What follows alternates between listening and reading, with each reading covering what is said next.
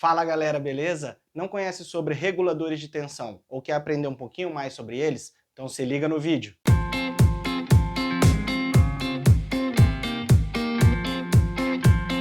Bom galera, a utilização de reguladores de tensão se iniciou aí mais ou menos por 1940 nos Estados Unidos, né? E hoje ele é um equipamento muito utilizado para fazer sua regulagem de tensão. Hoje aqui nacionalmente a gente tem o módulo 8 do PRODIST, que exige, né, que concessionárias, por exemplo, mantenham um nível aceitável ali de fornecimento de energia quando a gente vê em níveis de tensão. Então o seu regulador de tensão nada mais é do que, como o próprio nome fala, né? Se você tiver um circuito, por exemplo, muito longo, com muitas cargas, você vai ter uma queda de tensão considerável nesse circuito. Então você coloca estrategicamente esse regulador em algum ponto do circuito onde ele vai aumentar esse nível de tensão para você entregar com qualidade a energia aí para as cargas, né? E da mesma forma que se você tiver um circuito muito longo e poucas cargas, né, onde você vai ter um efeito ferrante considerável, esse regulador de tensão ele também consegue regular esse nível de tensão ali, abaixando a tensão de referência ali, né, abaixando sua tensão na carga, deixando ela dentro dos limites aceitáveis. Bom, já aproveitando aí, já se inscreve no canal aí, quem não é inscrito, né, dá o seu like aí, fica até o final do vídeo, porque a gente vai falar um pouquinho do funcionamento desse equipamento, então é interessante você aprender aí ou relembrar como funciona esse equipamento e também uma diferença dos tipos de ligação desse equipamento que influencia diretamente no seu custo, né? Então vamos lá, vamos começar pelo funcionamento do equipamento, tá? Bom, galera, para facilitar aqui o entendimento, né, do regulador de tensão, eu desenhei aqui um circuito simples dele ali para a gente ver os componentes principais. Eu já falei em alguns vídeos que ele funciona como um autotransformador e aí a gente vai ver isso agora, tá? Bom, aqui ele tem, se a gente olhar ele de cima, a gente vai ver três buchas, a bucha F, a bucha C e a bucha FC. F de fonte, C de carga e FC de fonte carga, né, que ela pode servir ali, a gente vai utilizar quando usar três reguladores monofásicos num fechamento delta ou estrela. Eu vou mostrar isso aqui para vocês depois, porque isso influencia diretamente, como eu falei, no financeiro do equipamento. Bom, então como que funciona? Você vai ligar aqui sua fonte, né? Sua fonte de energia aqui, na entrada do regulador. E aí, como que vai funcionar o regulador? Aqui ele tem um kit que é uma bobina de equalização junto com um reator, né? E qual que é a função principal desse conjunto, né? A função principal desse conjunto é que quando você altera o TAP, você navega de um TAP para outro, você não interrompa o seu circuito, a sua carga, né? Você não tem ali uma interrupção de fornecimento de energia. Então, o reator ele vai funcionar como um divisor de tensão, enquanto o seu equipamento desliza de um TAP para outro, ele vai continuar alimentando a carga, até que até que o seu TAP fique na posição desejada, né? E aí, o que a bobina de equalização faz? Ela ajuda o reator a limitar a corrente que vai circular aqui, a corrente IC, né? Porque quando você vai alterar a diferença de TAP aqui, vai surgir uma diferença de potencial no reator, que vai surgir uma corrente aqui. Então, até por norma, você tem que limitar essa corrente aqui em até 50% da corrente de carga. Então, esse conjunto inicial, reator com bobina de equalização, ele faz essas duas principais funções: manter a carga, né, quando você faz a alteração de TAP, e também limitar essa corrente que vai circular aqui para você não danificar seu equipamento. Bom, aqui é a sua bobina de regulagem, né, onde você vai ter seus TAPs. Aqui a linha de FC, onde você vai ter, por exemplo, outros reguladores que eu vou mostrar como que você vai fazer as interligações, e essa aqui é a bobina de excitação. Ela já fica, esse regulador é um tipo B, ela já fica no lado carga, né? Então você já tem, essa bobina aqui, ela vai induzir tensão nessa bobina, onde você vai controlar qual o nível de tensão que você quer através do TAP que você quer, a relação de Spira, né? Então, o que você tem aqui? Você tem os TAPs nessa bobina e também a chave seletora. Por quê? A chave seletora aqui vai alterar a polaridade dessa bobina. Então, assim, se você tiver de 1 a 16, né, TAPs para cima, você vai estar aqui, como se fosse a polaridade positiva, vamos dizer assim. Se eu inverter isso aqui e colocar nessa polaridade negativa, a chave seletora, o meu regulador vai começar a baixar a tensão. Então aqui eu tenho 16 posições onde eu aumento a tensão na minha carga, e aqui eu tenho 16 posições onde eu diminuo minha tensão na carga. E isso só ele faz automaticamente alterando essa chave seletora, tá? E aqui você tem a bobina de excitação, né? É a bobina que vai induzir tensão aqui, onde você vai controlar a tensão que você quer para o lado da sua carga. Então você vai, já introduzindo aqui um pouquinho no controlador, ele vai enxergar quanto que você precisa de tensão aqui e quantos que você está aqui. Então ele vai alterar a sua relação de TAP aqui, seja para cima ou seja para baixo, para você ter a tensão ideal na sua carga. Falando um pouquinho mais dos componentes aqui, você tem o TP, né, que vai ter um TP interno aqui, que vai pegar dessa bobina de excitação também tensão para alimentar o controlador e também o motor. O motor ele faz automaticamente a mudança de TAP, né, via motor, e você também tem um TC para ler aí a corrente de carga, né, e você vai ter isso tudo no seu controlador aqui. Bom, a gente falando um pouquinho mais aqui do funcionamento do conjunto como um todo, o que ele vai fazer? Ele tem que ter uma tensão de referência aqui. Claro que você vai setar isso no controle numa tensão secundária, tá? Então, assim, vamos dizer que aqui seu motor, normalmente ele é 120 volts, a tensão de referência dele. Então, você vai ter que ter essa tensão nominal em 120. Então, assim, vamos supor já, refletindo isso para o primário, você tem aqui 12 kV, numa linha de 13,8 kV fase-fase, vamos supor, você precisa aumentar essa tensão. Então, você não vai estar com 120 aqui de referência. O que seu controlador vai fazer? Vai fazer com que os seus taps aumentem até você chegar na relação que você quer. E a mesma coisa se você tivesse, por exemplo, 14 kV ou 14,5, não sei. Você vai ter que abaixar a sua relação de espiras ali, né?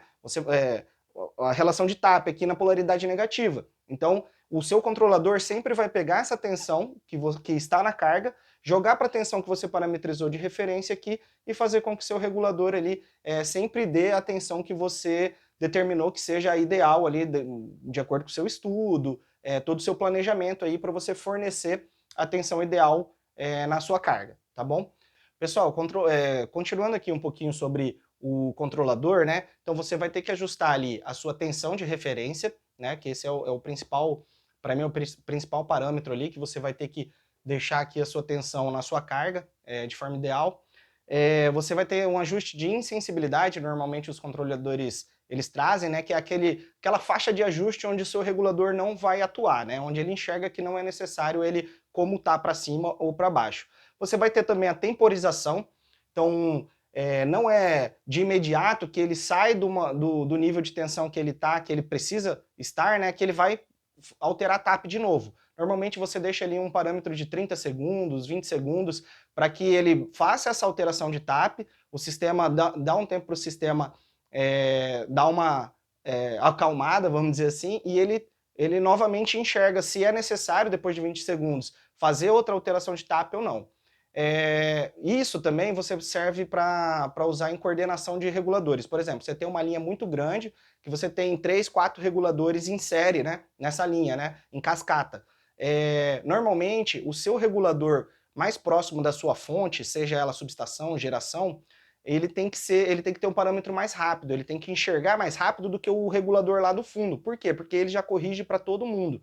Então, normalmente você coloca ali uma temporização para ele de 15, 20, 30 segundos e os demais, a cada ponto que passa, 15 segundos a mais. Por quê? Porque esse já vai corrigir para todo mundo e se precisar de um ajuste lá no final, fino, né, o seu último regulador faz. Se você deixar para ele enxergar primeiro, ele vai querer sempre corrigir lá, então só ele vai atuar e suas cascatas para cá não vai acabar enxergando esse problema.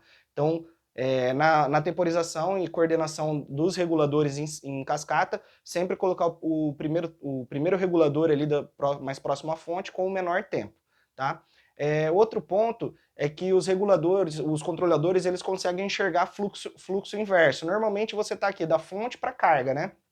Mas ele também consegue enxergar fluxo inverso. Então, se você está em anel, por exemplo, normalmente você está alimentando uma carga para cá, mas por algum motivo você precisou inverter esse fluxo por alguma contingência, o regulador ele automaticamente enxerga isso e ele consegue fazer o seu controle para fluxo inverso, né? Dependendo do seu controle. O ideal também é que, se você vai usar um equipamento para isso, o fabricante também coloque um TP no lado fonte, porque esse TP do lado fonte vai começar a te dar a referência carga, quando você estiver trabalhando em modo invertido.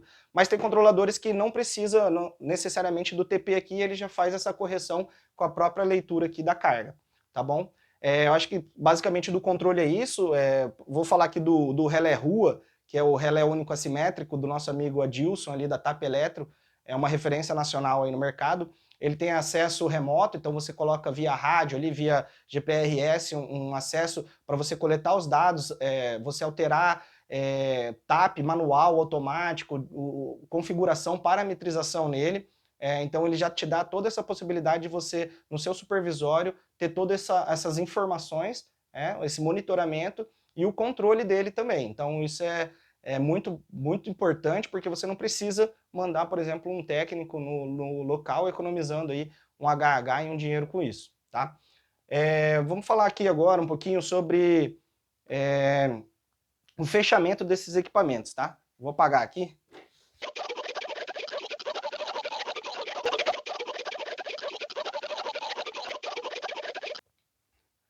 Bom, galera, normalmente os reguladores eles são monofásicos, né? Mas você utiliza ele em redes trifásicas, então você tem que fazer um fechamento nele, seja ele em estrela aterrado, seja em delta. E eu vou mostrar para vocês como que é feito isso, tá? Normalmente aqui, vamos pensar no estrela aterrado aqui, tá? Eu venho com minha fonte, né? Em cada um deles, minha carga. Fonte, carga. Fonte, carga, né? E aí eu curto-circuito os 3 FCs e aterro. Essa é a minha ligação estrela aterrada. Vamos agora para a ligação delta fechado, tá?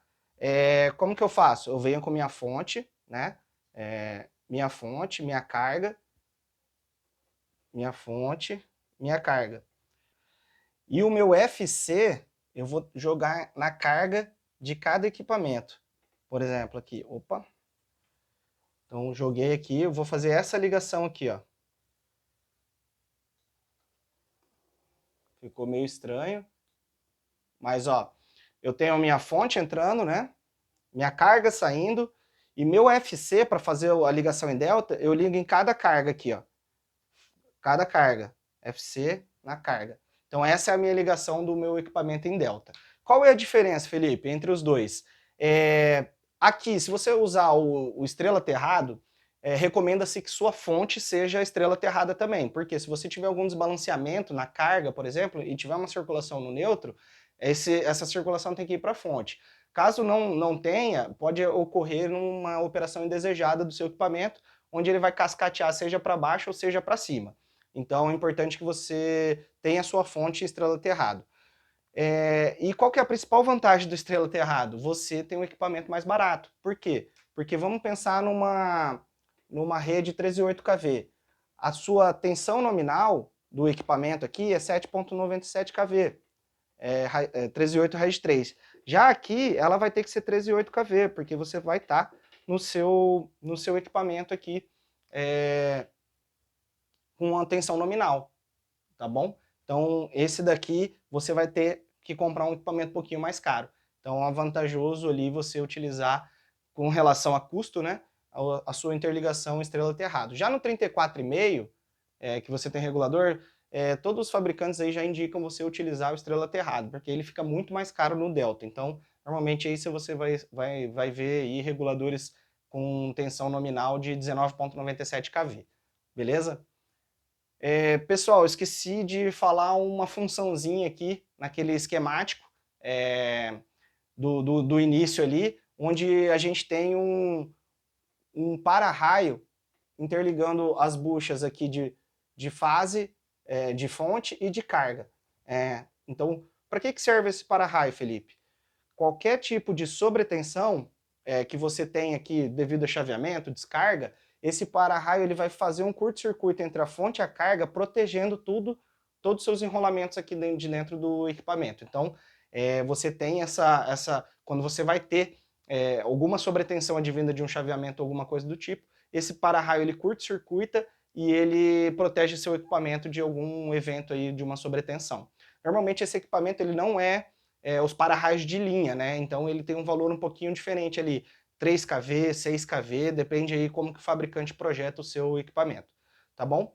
Acho que a visão geral que eu tinha para dar do regulador de tensão era esse, como que é o seu funcionamento. O seu funcionamento é básico, é igual ao de um autotransformador, e sua função mais básica ainda, né? Então você tem uma queda de tensão, você vai aumentar essa tensão para você chegar nos níveis aceitáveis, e se você tiver uma sobretensão no final da linha, você vai abaixar essa tensão também para ela estar dentro dos níveis aceitáveis, tá bom? Então, se você curtiu o vídeo, deixa seu like aí no canal, se inscreve no canal aí, deixa seu comentário, sua dúvida, sugestão, a gente está aberto aí, beleza? Valeu!